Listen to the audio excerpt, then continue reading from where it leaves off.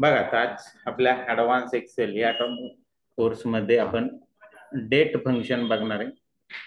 आपण मागच्या काही भागांपूर्वी टेक्स्ट फंक्शन बघितले ते तसेच डेट फंक्शन आपल्याकडे उपलब्ध असतात. डेट फंक्शन मध्ये कोणकोणते फंक्शन बघणार त्याची थोडक्यात माहिती इथं आपल्याला दिली. आज आपण काय काय शिकणार आहे तर today, now, E date, E month, network days, day function आहे आणि ते फंक्शन काय काम करतं त्याची थोडक्यात माहिती तुम्हाला याच्यामध्ये दिलेली आहे. इयर फंक्शन आहे, hour, minute, second, date, date value, time value, बरोबर, वीक डे, वीक नंबर आणि डेटेड इफ. याच्यात सुद्धा परत एक डेटेड इफचं फंक्शन आलेलं आहे पुन्हा. तर असे हे सगळे फंक्शन आजच्या भागामध्ये आपण बघणार आहे. तर मग त्यासाठी आपण जी डेटा फाईल दिलेली आहे ती डेटा फाईल मी ओपन करतोय आणि त्याच्यामध्ये आपण काम एक्सेल हे आपले या पद्धतीने तुम्हाला फाईल तयार करायची, डेटा टाईप करून घ्यायचा आहे आणि नंतर मग आपल्याला या एक्झाम्पल 1 मध्ये तुम्हाला काही एक्झाम्पल्स दिलेले, त्या एक्झाम्पलवर आधारित तुम्हाला आउटपुट 1 आणि आउटपुट 2 मध्ये तुम्हाला त्याचं आउटपुट काढायचं. बरं, आता आपण एक एक फंक्शन कडे जाऊ. बघा, पहिलं फंक्शन आहे आपल्याकडे ते म्हणजे टुडे. बरोबर, टुडे फंक्शन काय काम करतं तर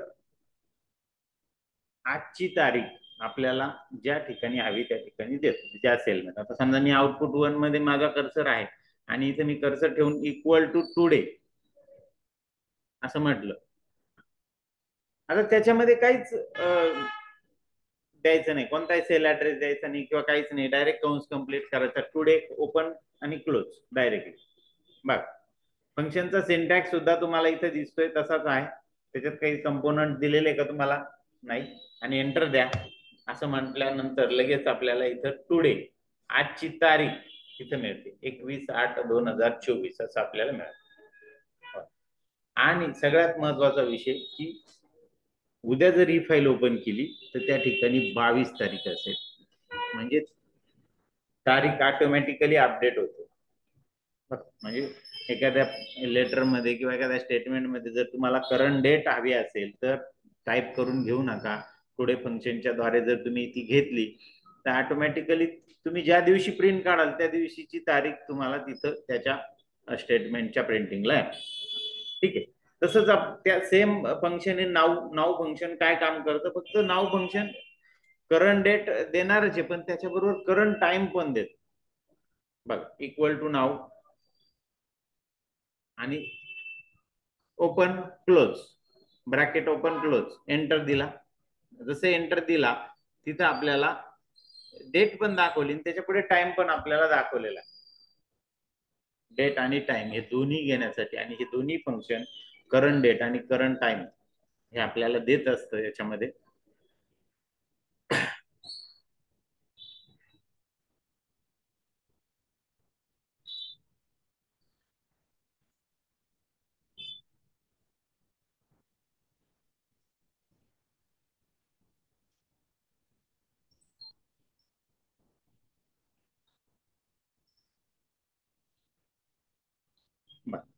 आता ई डेट फंक्शन आहे पुढे आपल्याकडे. आता ई डेट फंक्शन काय काम करतं तर आपल्याला काही विशिष्ट दिवसानंतरची पुढची तारीख वगैरे आपल्याला जर घ्यायची असेल, किती येईल बा, 50 दिवसानंतर कोणती तारीख येईल असं तुम्हाला विचारलं एखाद्याने, किंवा 50 दिवस मागची कोणती तारीख असेल तर ती तारीख आपल्याला हे ई डेट फंक्शन काय करतं, काढून देतं. महिन्यापर्यंत देतं काढून. किती? महिन्यापर्यंत. मग आपण इथं याला बघा, याचा सिंटॅक्स काय आहे, ई डेट कंसात डेट, मग डेट, जी डेट तुम्हाला, ज्या डेट पासून तुम्हाला मागची डेट, किती महिन्यांची मागची डेट काढायची ती डेट आपण द्यायची आणि पुढे कॉमा करून मंथ द्यायची, किती महिन्यांमागची, 4 महिने, 2 महिने, 3 महिने. तर तो त्या हिशोबाने आपल्याला ती तारीख काय करेल, काढून देईल. बघा इथं equal to E date,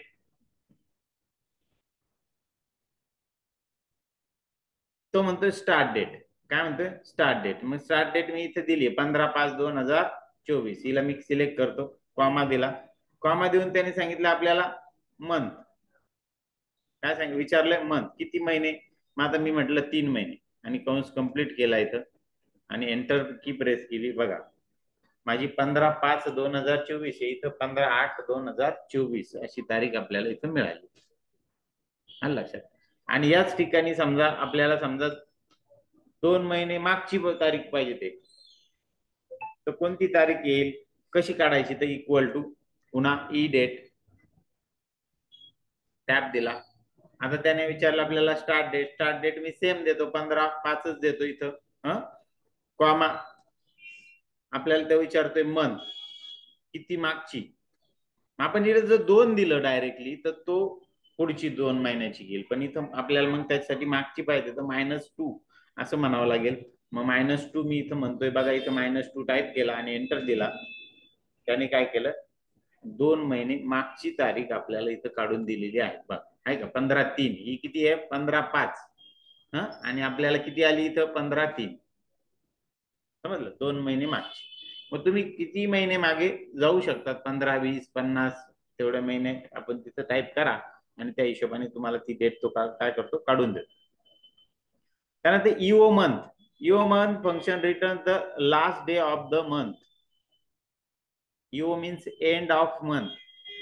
EO month. बर आता उदाहरणार्थ समजा ही डेट आहे, ह्या डेटचा एंड काय आहे,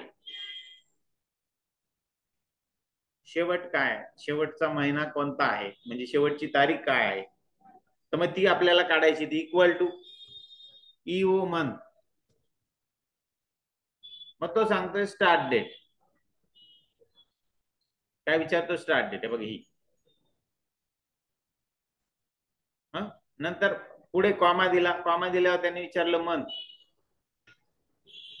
मग इथे मी दिलं 2 आणि कंस कंप्लीट केला. एंटर दिला. एंटर दिल्यानंतर ह्या तारखेपासून पुढच्या 2 महिन्याची तारीख आपल्याला पहिले मिळाली, जे वरती आपण ई डेट फंक्शनने काढली. आणि मग याने काय केलं, पुढे 2 महिने गेला आणि प्लस शेवटची तारीख आपल्याला दिली, एंड ऑफ मंथ. आलं लक्षात. एंड ऑफ म्हणजे इथं काय केलं 15/8 आपण इथं 3च देऊ. चला 3 सेम देऊ, सेम महिना देऊ 3. इथं वरती काय केलं, ही मंथने 15 तारीख दिली, याने काय दिली शेवटची तारीख दिली, एंड ऑफ मंथ त्या महिन्याची. म्हणजे 2-3 महिने पुढचा जो महिना येईल त्याची शेवटची तारीख काय असेल हे आपल्याला तिथं मिळालं. ठीक आहे.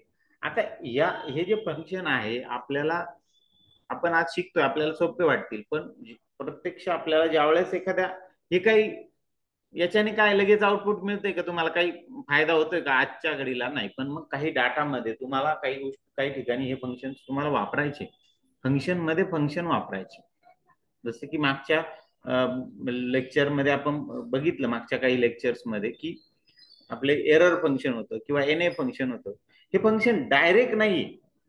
हे फंक्शन कधी आहे, एखाद्या फंक्शन मधून जर एरर निघाला, तो एरर नंतर जी आउटपुट आपल्याला एररचं आउटपुट मिळतं, त्याच्याऐवजी त्याने वेगळं आउटपुट द्यावं याच्यासाठी आपण ते if error if N A function वापरले. तसंच आपल्याला हे डेटचे जे फंक्शन आहे हे काही दुसऱ्या फंक्शन बरोबर आपल्याला जोडून मग आउटपुट आपल्याला घ्यायचे, त्यावेळेस त्याचा प्रत्यक्ष आपल्याला हे समजेल. बघा आता आपण मागचा घ्यायचे, 2 महिने मागची तारीख जर घ्यायची आपल्याला, तर आपण काय करणार, EO month equal to EO month. बरोबर. पुढे स्टार्ट डेट आपण कोणती देणार, तर ही बघा कॉमा. आता मी काय करतो, इथं 3 महिने मागची घेतो. किती 3 महिने म्हणजे वरती बघा 15/3 आली होती, म्हणजे ती वरती जर 3 महिने मागची घेतली असती तर किती आली असती, फेब्रुवारीची आली असती, 15 फेब्रुवारी आहे ना. मग आता मी -3 घेतो म्हणजे फेब्रुवारीची तारीख मला इथे मिळणार आहे. एंटर दिलं. पण फेब्रुवारीची शेवटची तारीख काय आहे त्या इयरची, तर 29 आहे का. 28 असते, 29 असते, तर त्या तारखेला 29 होती त्या दिवशी त्या इयर मध्ये. हे आपल्याला इथं मिळालेलं आहे. ठीक आहे. पुढे आहे आपलं फंक्शन, ते म्हणजे नेटवर्क डे. कोणतं फंक्शन आहे, नेटवर्क डेज. हे काय काम करतं तर 2 तारखांमध्ये किती वर्किंग डे आहेत हे काढून देतं आपल्याला. 2 तारखा, आता इथे मी 2 तारखा दिलेल्या आहे, 1 जानेवारी 24 ते 31/12/24, याच्यामध्ये वर्किंग डे किती आहेत हे आपल्याला हे फंक्शन काय करणार, काढून देणार. इक्वल टू म्हणजे सुट्ट्यांचे दिवस वगळतो. मग सुट्ट्या कोणत्या वगळतो तो सॅटर्डे संडे. कोणत्या वगळतो, सॅटर्डे संडे. बघा, नेटवर्क डे, नंतर त्याने काय विचारलं, स्टार्ट डेट. काय दिलं, स्टार्ट डेट. बघा मी 1 जानेवारी 24 ही तारीख इथे देतोय. Okay, comma. मग तो काय सांगतोय आपल्याला, एंड डेट. एंड डेट, मग एंड डेट मी काय देतो, 31/12. ओके, आणि इथे मी कंस कंप्लीट. कंस अजून एक कंपोनंट आहे त्याच्यामध्ये, परंतु त्याला कंस आहे म्हणजे ते ऑप्शनल आहे, ते दिलं नाही दिलं तरी चालतं. आणि मी इथं कंस कंप्लीट करतो, एंटर दिला. आलं माझ्याकडे या वर्षामध्ये वर्किंग डे किती आहे तर किती आहे, 262. सॅटर्डे संडे त्याने काय केले, वाजा केले सरळ सरळ. हा, अजून ते हॉलिडेचं काय आहे तर बघ, ते बघू. बघा आता उदाहरणार्थ 26 जानेवारीला सुट्टी असते, 26, 1, 20, 24. त्याच्यानंतर अजून 15 ऑगस्टला सुट्टी असते, 15/08, 20, 24. या सुट्ट्यांच्या तारखा तुम्ही जर तारखांची जर यादी बाजूला तुम्ही टाईप केली, बरोबर, समजा 17/5/24 याची यादी तुम्ही टाईप केली, या दिवशी सुट्ट्या आहेत, ज्या गव्हर्नमेंट हॉलिडेज असतात त्याची यादी आपल्याला मिळते. आजही तुम्ही इंटरनेटवर जर सर्च केलं तर तुम्हाला गव्हर्नमेंट सुट्ट्या आजच्या या वर्षामध्ये कोणकोणत्या आहेत हे आपल्याला मिळणार.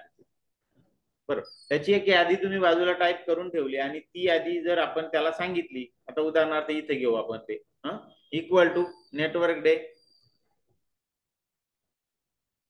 कंसात स्टार्ट डेट. बघा मग मी ही स्टार्ट डेट इथे देतोय, इथं स्टार्ट डेट 1 जानेवारी, कॉमा.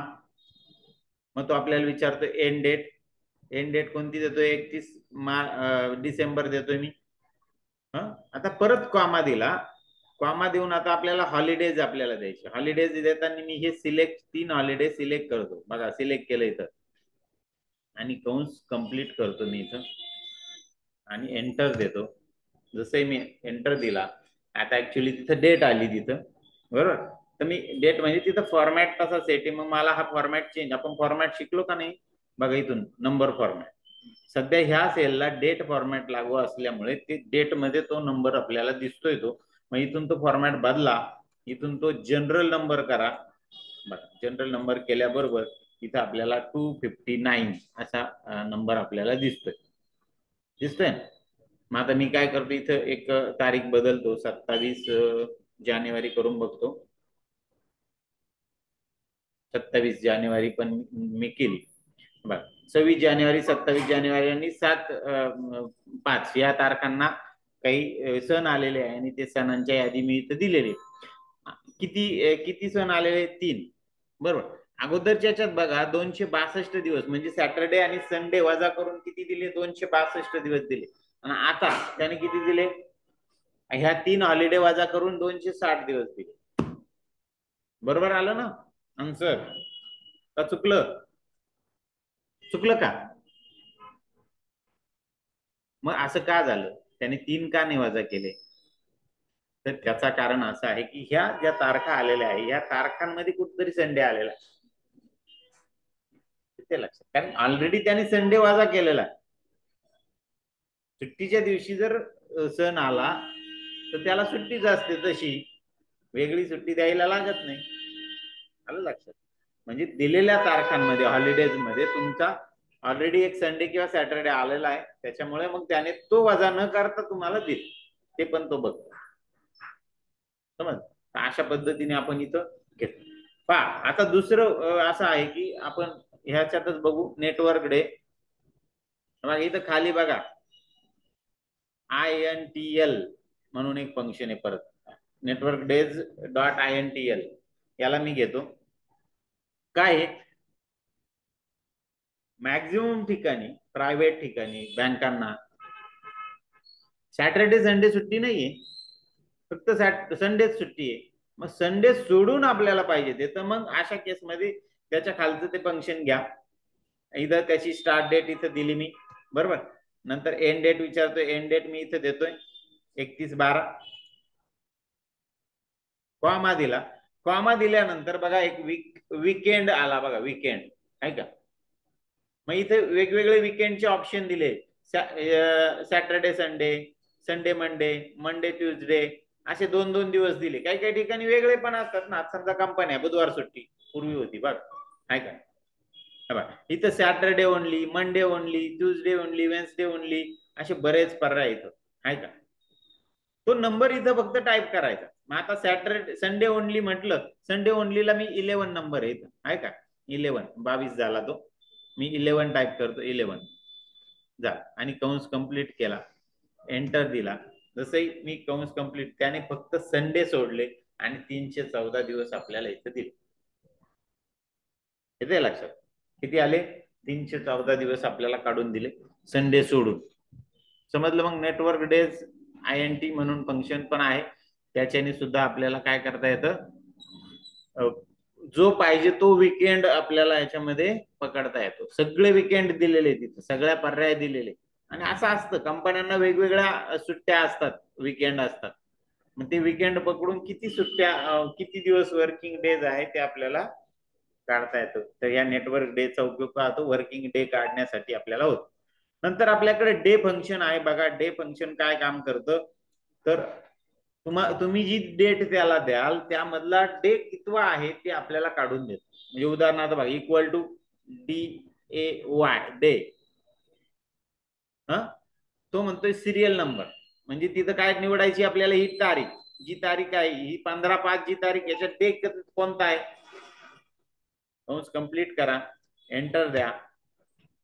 तिथं 15 हा डे आहे. ते आम्हालाही समजतं 15 आहे, त्याने कशाला काढून द्यायला पाहिजे.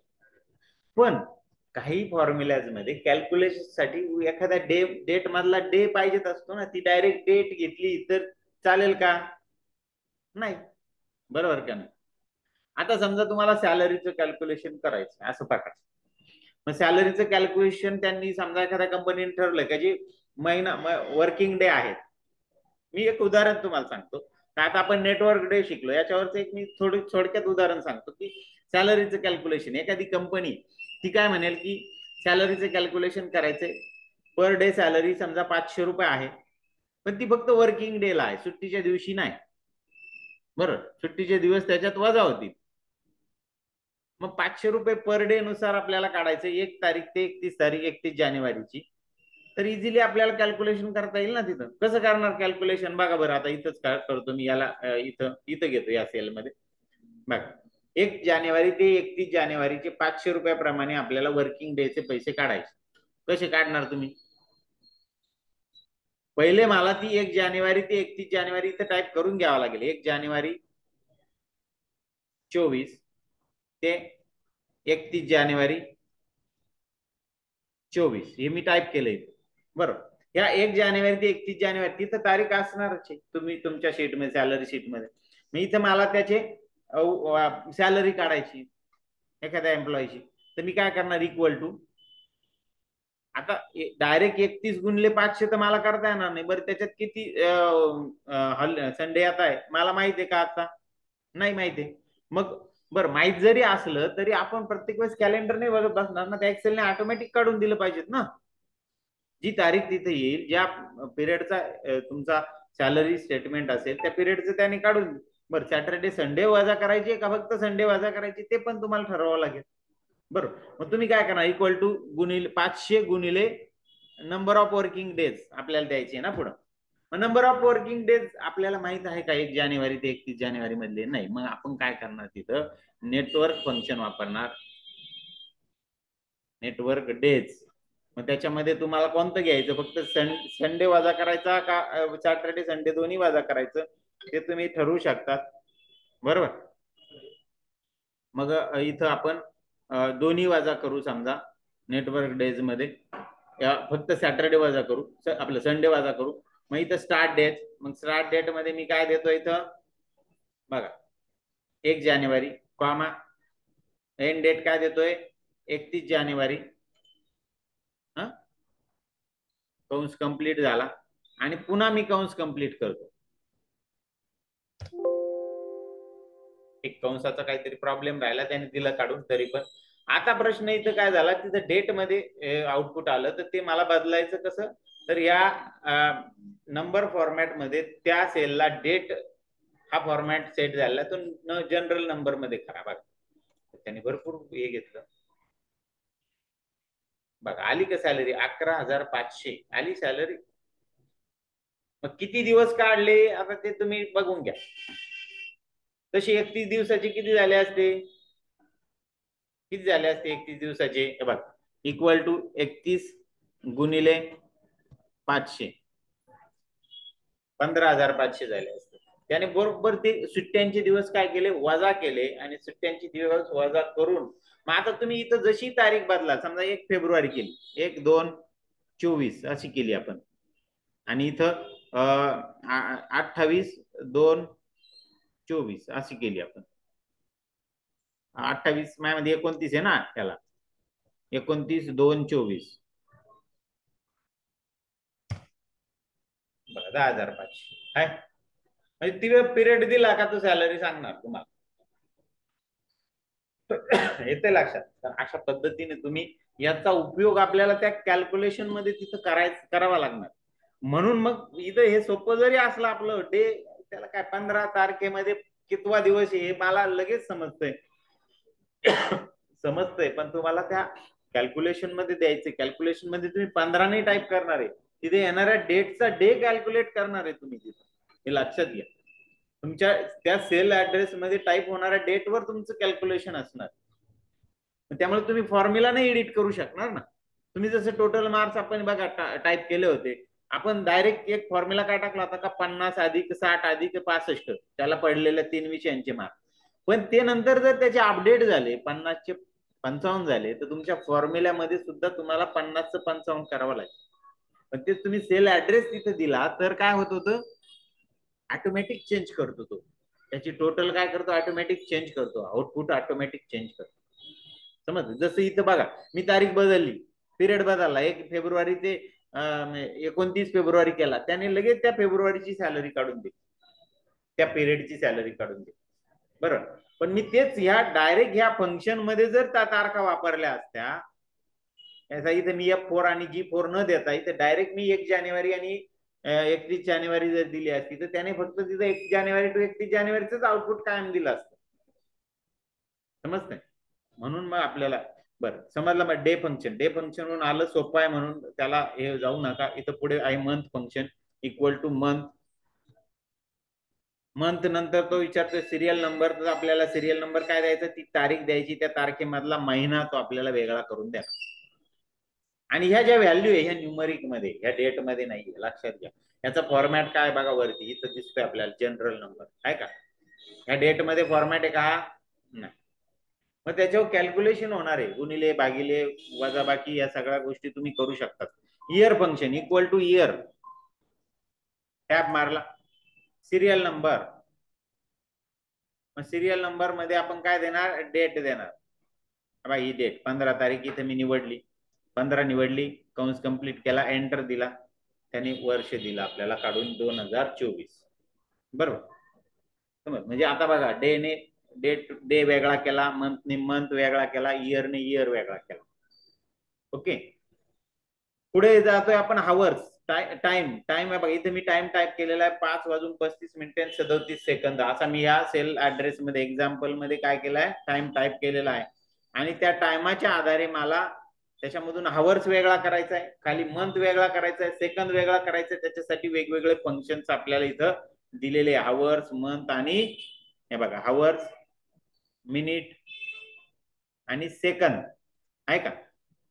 यांनी तो काय करणार आहे, हावर्स, मिनिट आणि सेकंद असे न्यूमरिक मध्ये जनरल नंबर मध्ये वेगळे करून तुम्हाला देणार. इक्वल टू हावर्स, बघा हावर्स मध्ये तो काय सांगतोय, सिरियल नंबर काय, तर सिरियल नंबर मध्ये तुम्ही जो टाइम टाईप केलेला आहे तो घ्या. ओके. आणि एंटर की प्रेस करा. बघा त्याच्यात त्याने आपल्याला त्याचा आवर्स वेगळा करून दिला का नाही? हाच म्हणतो. बघा बरं टाइम बघा व्यवस्थित, किती वाजले? याच्यामधला तास किती आहे? आवर्स 5:37 मिनिटं किती आहे? 35 मिनिटे आणि 37 सेकंद. बरोबर आहे का नाही? इथे किती काढले त्याने? का बरं काढले? बघा इथं पीएम आहे, पुढे पीएम इंटरनॅशनल जे काही क्लॉक आहे त्या क्लॉक नुसार दुपारचे 5 वाजले तर ते 17 वाजले असं कन्सिडर होत. किती होतं? 17. म्हणून त्यांनी 17 ही व्हॅल्यू काढून दिली. हा इथं जर तुमचा एएम असता, समजा या पीएमचा मी एएम करतो इथं, तर त्याने 5 ही करेक्ट व्हॅल्यू आपल्याला इथं दिली. ओके, करेक्ट नाहीये ती पण करेक्टच आहे. मी टाईप करताना इथं 17 टाईप केलं होतं, त्याने पीएम घेतलं त्यावेळेस. बर, आता पुढे बघा, इक्वल टू याच्यातून मिनिट बाहेर काढायचे, तर इक्वल टू MINUTE. बघा टॅब मारला मी तर सिरियल नंबर मध्ये हा टाइम मी सिलेक्ट केला, एंटर की प्रेस केली, 35 असा आउटपुट आपल्याला इथं दिलेलं आहे. किती दिलंय? 35. बरोबर. त्यात आता याच्यात काही 24 हावर्स किंवा वगैरे असं काही नाहीये. पीएम एम ने याच्यावर काही फरक पडणार नाही, फक्त हावर्स वर फरक पडेल पीएम एम ने. बरं, नंतर सेकंड वेगळा करायचा, इक्वल टू सेकंड फंक्शन आहे. टॅब मारला मी, इथं सिरियल नंबर मध्ये मी येतो, टाइम घेतोय आणि 37. त्याच्यातून तो काय करेल? सेकंद वेगळे करून देईल. बऱ्याच एक्सेल मधल्या पुढे कॅल्क्युलेशन साठी ह्या गोष्टी तुम्हाला लागतात, म्हणून आपण हे फंक्शन शिकून घेतले पाहिजेत. हे माहित पाहिजे, सोपे आहे एकदम. तुम्ही म्हणाल एकदम तुम्हाला आता सोपं वाटतंय, पण ज्यावेळेस आपल्याला तो प्रत्यक्ष एखाद्या फंक्शन मध्ये वापरायचा विषय झाला का मग तिथं कसं वापरायचं ते तुम्ही शिकलं पाहिजे. ठीक आहे. बघा पुढे काय म्हटलंय आपल्याला, डेट फंक्शन. डेट,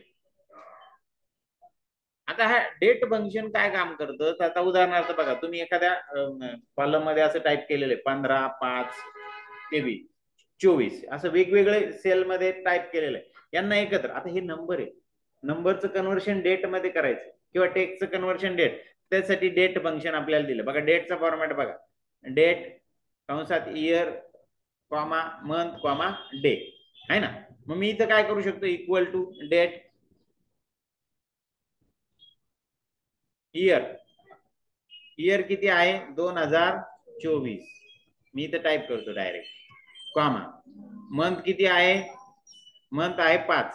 5 म्हणा, 10 म्हणा, कोणता असेल, कॉमा आपण वेगळा घेऊ, 7 घेऊ, कॉमा नंतर डे. डे किती आहे? 29 घेऊ, चला, आणि कंस कंप्लीट केला, एंटर दिला.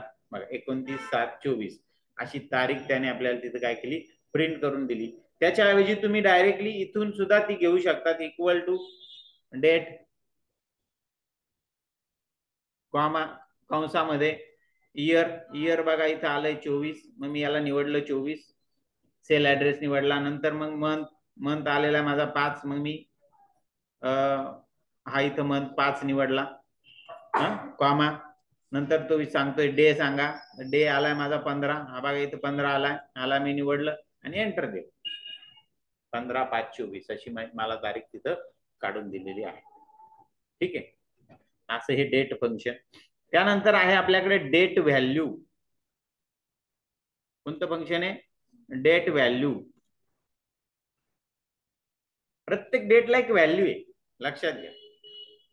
आता तुम्ही जर म्हणाल या 15/5 ला काय व्हॅल्यू आहे जर बघायचं असेल ना, काहीच नाही करायचं, इथं जाऊन हा जो डेट फॉर्मॅट आहे याच्याऐवजी जनरल नंबर करा, आला बघा डेट व्हॅल्यू. पण तिथली हे बदलली ना, त्या सेल मधला जो काही डेट कॉलम आहे तो बदलून गेला, तिथं नंबर आला. आपल्याला तसं नकोय, आपल्याला त्या सेल मध्ये डेट तर हवीच आहे, पण त्या डेटला काय नंबर आहे तो मला काढायचा आहे, तर मी तो काढू शकतो. इथं मी काढते बघा की बाई ही समजा 15/8/2024 आहे असं बघा. हिच्यामध्ये डेट व्हॅल्यू काय हिची 15/8/24 ची, ती मला काढायची. इक्वल टू डेट व्हॅल्यू,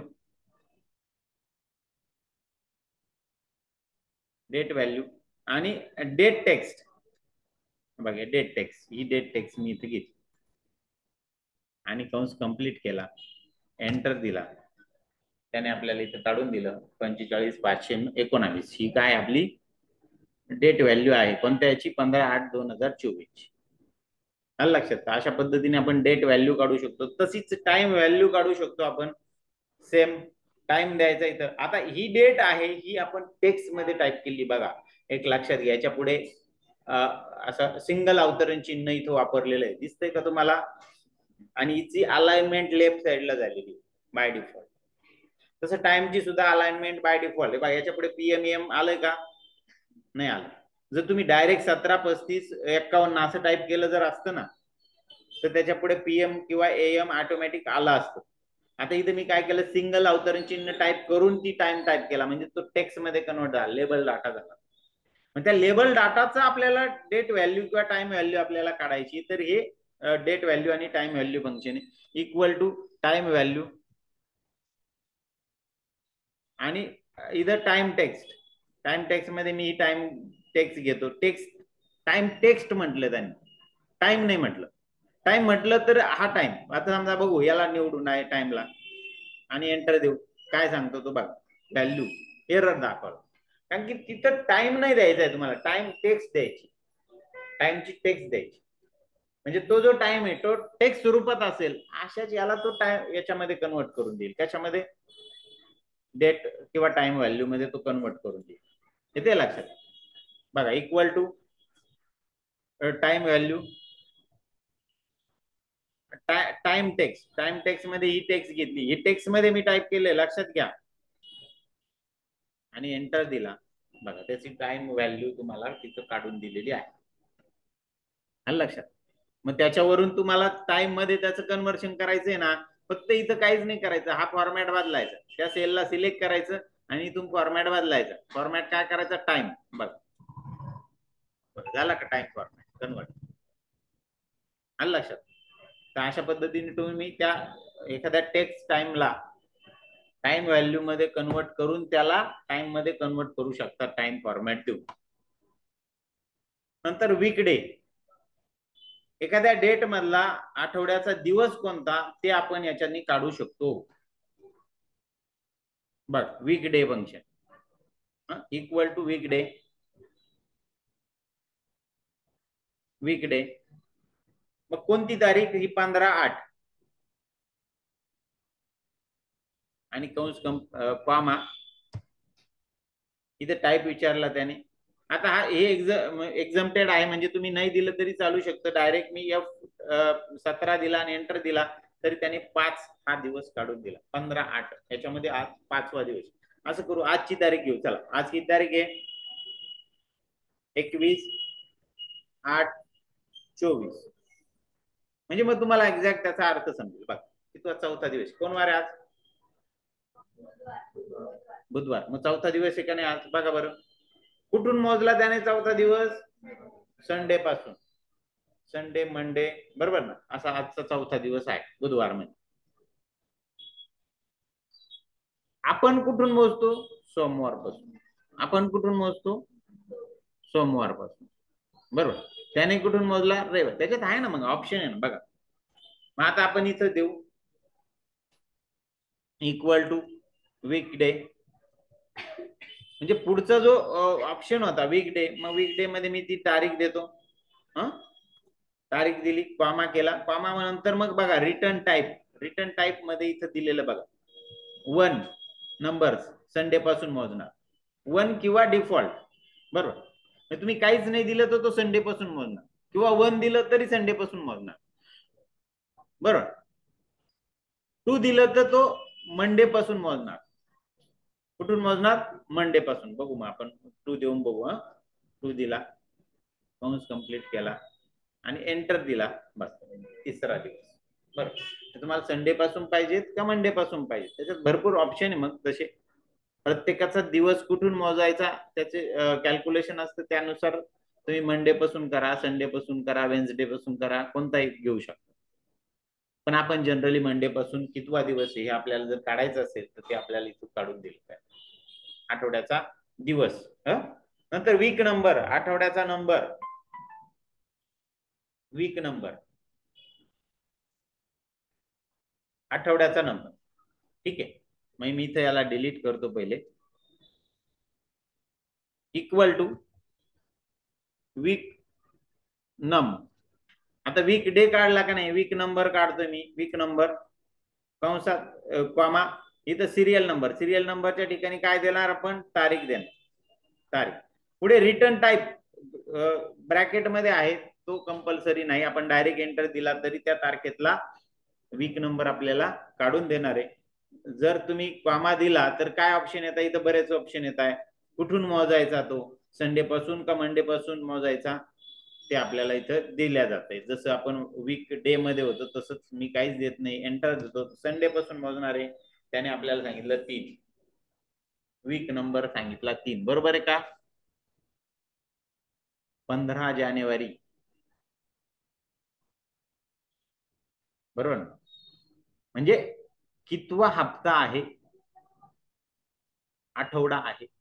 जानेवारीतला कितवा आठवडा आहे, हा तिसरा. 15 तारीख हा तिसऱ्या आठवड्यात आहे, बरोबर. मग आजची जी तारीख इथे इनपुट करू आपण, चला आजची तारीख, आजची किती तारीख आहे आपली, 21, बरोबर आहे का नाही. मग मी 21 तारखेतून कॉपी करतो आणि खाली पेस्ट करतो.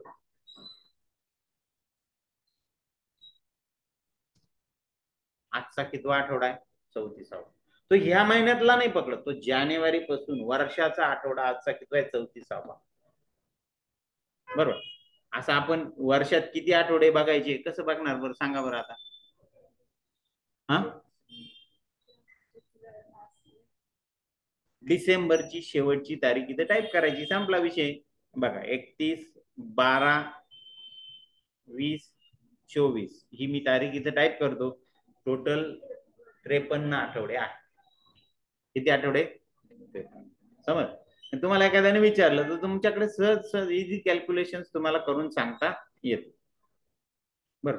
आता मी तुम्हाला विचारलं तुमची जन्मतारखेचं, समजा की मला तुम्ही सांगा की तुमचं एज किती, तर तुम्ही काय करतात, वर्ष आजचं आणि मागचं तुमचं जन्माचं वर्ष वजा करतात आणि मग सांगतात का 44 वर्ष झाले की एवढे नसतील झाले तुम्हाला, बरोबर.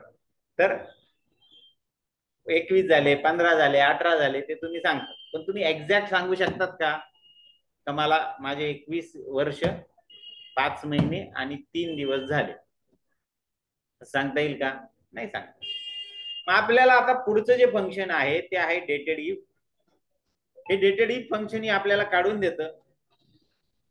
बघा मी इथं आजची तारीख टाकतो, आजची तारीख किती आहे, 21 तारीख आहे, 21च आहे ना, मग मी 21 तारीख टाकतो आणि तुमची जन्म तारीख इथं टाकायची, इथं जन्म तारीख टाकायची. मग सांगा तुमची जन्म तारीख, 19/4/2001, बघ 1, ओके. मग आता इथं मला डेटेड इफ फंक्शन जे आहे ते फंक्शन आपल्याला या सगळ्या गोष्टी काढून देणार आहे. बघा स्टार्ट डेट. आता हे डेटेड इफ फंक्शन मी काय करतो, शेजारी इथं घेतो, डेटेड इफ बाजूला घेतो. का बाजूला घेतो ते सांगतो. बघा ही तारीख इथून निवडून घेतो मी, ही जी जन्म तारीख ही घेतो इथून कॉपी करून आणि ती डेटेड इफ मध्ये मी इथं पहिल्या ठिकाणी टाकतो इथं, बरोबर. इयर काढायचंय डेटेड इफ. इथं काय माहिती का, त्याच्यामध्ये 3 कंपोनंट आहे बघा, स्टार्ट डेट, एंड डेट आणि युनिट. युनिट मध्ये काय काय युनिट दिलेले तुम्हाला इथं दाखवलेले बघा.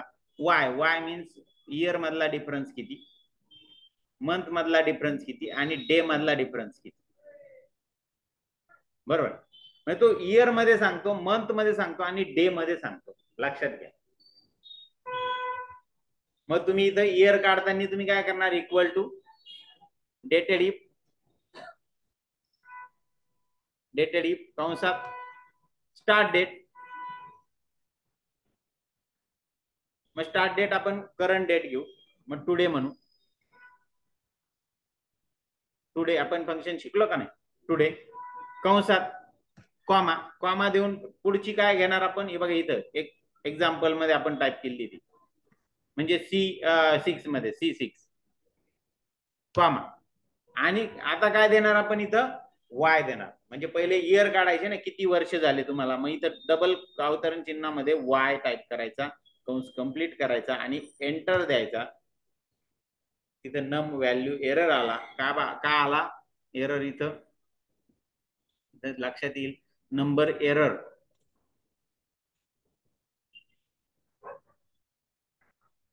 हा टुडे कॉमा C6 कुठे आहे,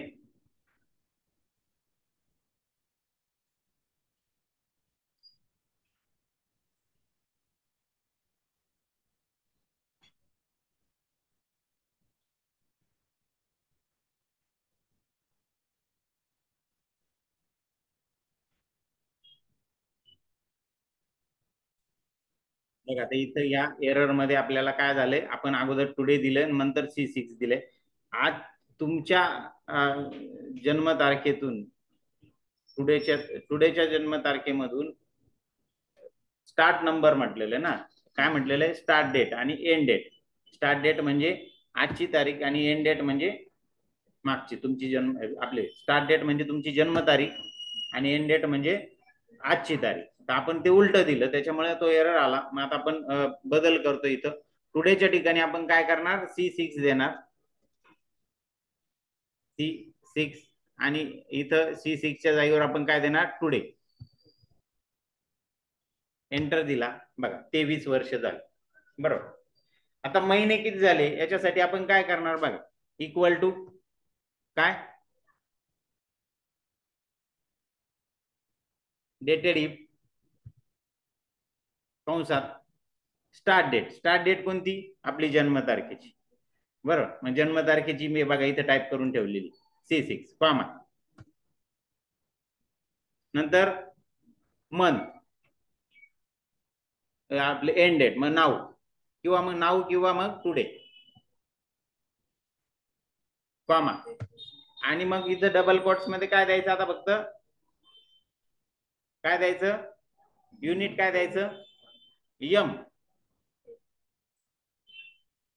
यम यम दिल्यावर काय काढेल, तो महिने काढून देईल, बरोबर ना.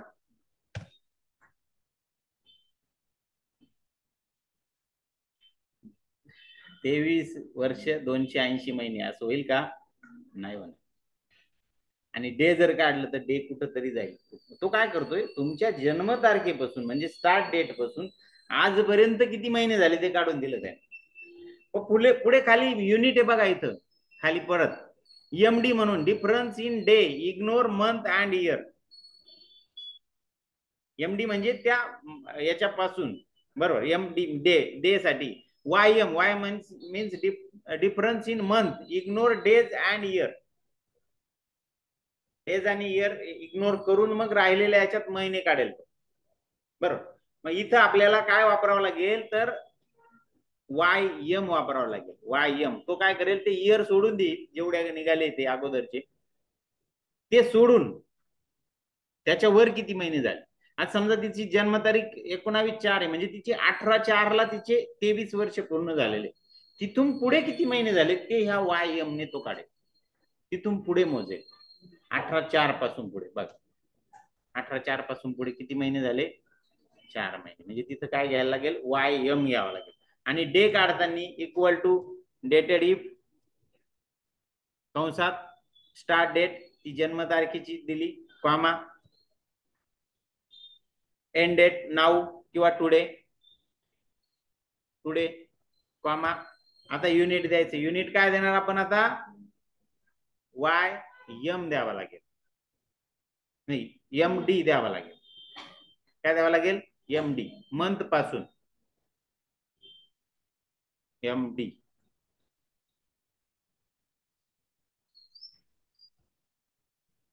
कंस कंप्लीट, एंटर दिला, 2 दिवस, बरोबर आहे का. 19 तारीख आणि आज किती आहे 21, वरती 2 दिवस झाले, बरोबर आहे ना, 2 दिवस बरोबर काढलं त्याने, समजलं. अशा पद्धतीने आपण हे इयर मंथ, मग आता त्याचं फायनल आउटपुट इथं घ्यायचं, कसं घेणार सांगा बरं आता तुम्ही मला. आता त्यांनी आपल्याला एखाद्याला सांगायचंय डायरेक्टली का 23 वर्ष 4 महिने आणि 2 दिवस माझं एज आहे, बरोबर, कसं सांगणार. आता याला जोडायचं का नाही, जोडण्यासाठी आपण फंक्शन शिकलो का नाही मागे, टेक्स्ट फंक्शन. टेक्स्ट फंक्शन मध्ये कोणकोणते फंक्शन शिकलो जोडायला, कॉन्कॅटनेट फंक्शन होतं, अँड फंक्शन होतं का नाही, त्याच्याने आपण जोडू शकतो ना इथं, इक्वल टू बघ कॉन्कॅटनेट, टॅब मारला, मग पहिली टेक्स्ट, दुसरी टेक्स्ट, तिसरी टेक्स्ट, चौथी टेक्स्ट, असं आपल्याला इथं द्यायचं एक एक करून.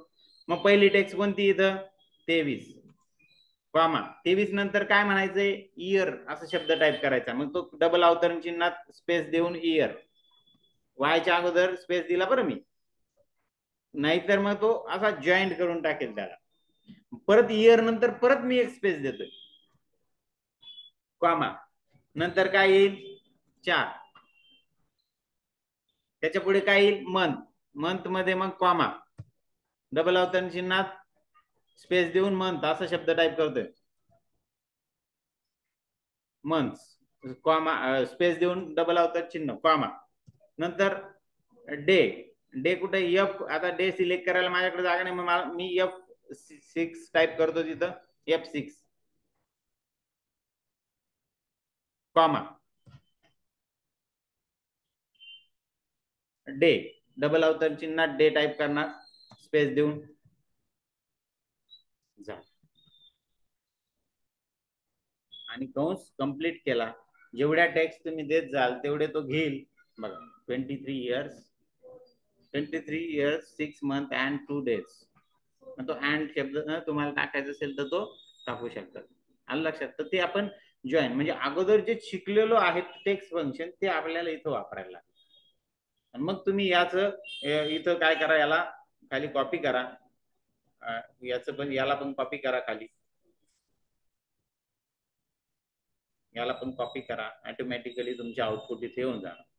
आता तुम्हाला काही सॅम्पल डेट्स तिथे दिलेल्या आहे, त्याच्यानंतर तुमची जन्मतारीख इथे टाईप करायची, तुमच्या सिस्टरची जन्मतारीख, सिस्टर नसेल तर ब्रदरची टाईप करा, आणि तुम्ही मदरची टाईप करा, आणि त्यांचे किती वर्ष झाले, किती महिने झाले, किती डे झाले हे तुम्हाला काढता येतील.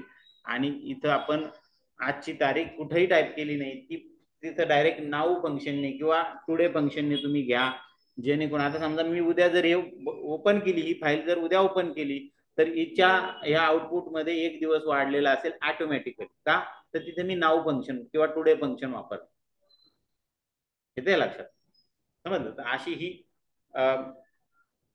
डेटेड इफ फंक्शन की ज्याच्याने आपण महिना, इयर, मंथ आणि डे वेगवेगळे करू शकतो, आणि ते वेगवेगळे करून म्हणजे 2 डेट मधलं अंतर आपण याच्यातून काढू शकतो, आणि ते काढून आपण मग आपलं एक्झॅक्ट वर्ष यश किती झालं हे आपल्याला इथं काढता येईल.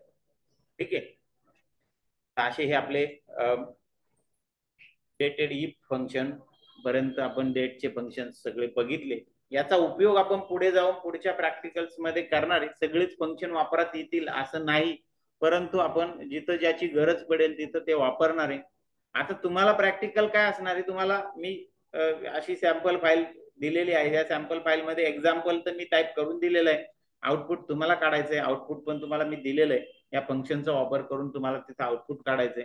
डेटेड इफ साठी सेपरेट टॅब घ्यायचा, तिथं या पद्धतीने एक्झाम्पल टाईप करायचं, एक्झाम्पल डेट आणि डे, इयर, मंथ आणि डे तुम्ही काढायचा त्या तारखेच्या म्हणजे आजच्या तारखेपासूनचा, टुडेज डेट पासूनचा इयर, मंथ आणि डे काढायचा, आणि त्याचं फायनल आउटपुट मध्ये किती वर्ष, किती महिने आणि किती डे येतं हे टेक्स्ट फंक्शनच्या साहाय्याने जोडून दाखवायचं. कॉन्कॅटिनेट फंक्शन वापरा किंवा अँड फंक्शन वापरा, अँड पण आहे, तुम्ही जर मागे गेलात तर अँड फंक्शन सुद्धा हे काम काय करतं. असं हे तुमचं प्रॅक्टिकल आहे. ठीक आहे, काय अडचण आता याच्यामध्ये प्रॅक्टिकल मध्ये नाही. तर ही फाईल मी पहिले आता सेव्ह करतो माझ्या प्रॅक्टिकलने. फाईल सेव्ह कुठं सेव्ह करणार, तर मी माझ्या डॉक्युमेंट फोल्डर मध्ये मी सेव्ह करतोय. आणि तिला नाव देतोय IDL16, तुमचं स्वतःचं नाव आणि डॅश करून 16 नंबर या नावाने ती फाईल सेव्ह करा. सेव्ह करून ती फाईल काय करा, शेवटी क्लोज करा. आलो आपण आपल्या याच्यामध्ये. आता तुमचं प्रॅक्टिकल काय हे तुम्हाला मी इथं दाखवलंय बघा. त्या पद्धतीने तुम्हाला डेटा टाईप करायचा आहे. एक्झाम्पल डाटा तुम्हाला दिलेला आहे आणि आउटपुट डाटा पण दिलेला आहे. तो आउटपुट डाटा तुम्ही फंक्शनच्या साहाय्याने काढायचा आहे. बरोबर. जे फंक्शन दिलंय त्याचा उपयोग, त्याचा सिंटॅक्स दिलाय, सिंटॅक्स नंतर त्याचं काम काय आहे ते तुम्हाला दिले, व्हॉट इट डज. आणि नंतर dated if tab, now in tab घ्या आणि त्या टॅब मध्ये मग तुम्हाला दिलेले प्रश्न तुम्हाला काय करायचे, सोडवायचे. ठीक आहे. तर अशा पद्धतीने या सगळ्या गोष्टी तुम्हाला या प्रॅक्टिकल मध्ये करायच्या. सोपं आहे. एक 10 मिनिटांमध्ये तुम्हाला हे सगळे आउटपुट तुम्हाला काढता येतील. ओके, ठीक. थांबू मग आपण इथं.